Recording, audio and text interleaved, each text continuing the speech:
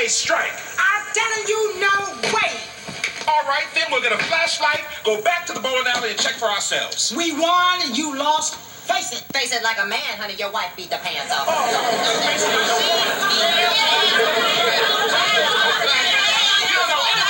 Oh, please. Keep it down. People are trying to sleep.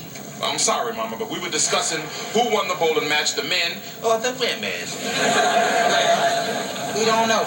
The power went off before we could find out. Yeah, the whole place went pitch black right before Carl's ball missed the strike they needed. Miss, that ball was right in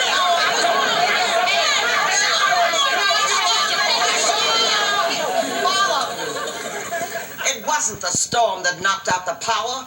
It was the good Lord trying to show you how silly you were being.